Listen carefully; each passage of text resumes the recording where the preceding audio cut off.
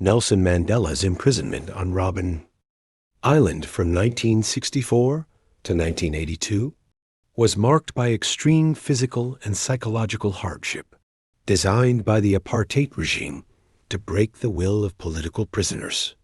Assigned prisoner number 466 Mandela was confined to a small, damp cell with no bed or plumbing, and he slept on the floor for years. One of the most brutal aspects of his sentence was the forced labor in a limestone quarry under the scorching sun. The intense glare permanently damaged his eyesight, and the dust from the quarry affected his lungs, causing health problems that lasted for the rest of his life. The apartheid regime imposed daily humiliations and systemic dehumanization.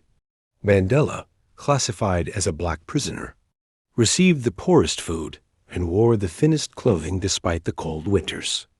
Visits and letters were strictly limited, only one of each every 6 months, and heavily censored.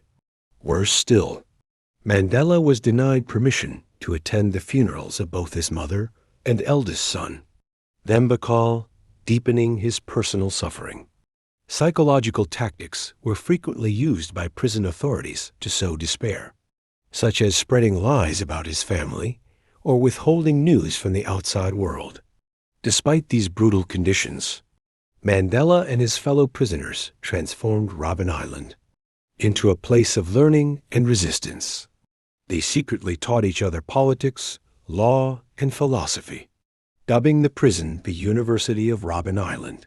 Messages were smuggled between cells using creative methods, and Mandela maintained his moral strength by reading, reflecting, and continuing to resist oppression in whatever way he could. Over time, international pressure grew, and conditions for political prisoners slightly improved in the 1980s when Mandela was moved to Pollsmoor and later Victor Verster Prison.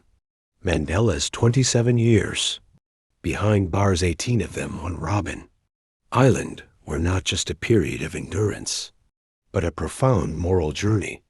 Rather than emerging bitter or vengeful, Mandela came out advocating for peace, reconciliation, and unity. His dignity in the face of cruelty became a global symbol of resistance and forgiveness. The inhumane conditions failed to break his spirit. Instead, they forged the patience, resilience, and leadership that would guide South Africa through its most critical transition. Mandela emerged from prison with no thirst for vengeance, astonishing the world with his commitment to peace and reconciliation. Prison is itself a tremendous education in the need for patience and perseverance. It is above all a test of one's commitment. Nelson Mandela,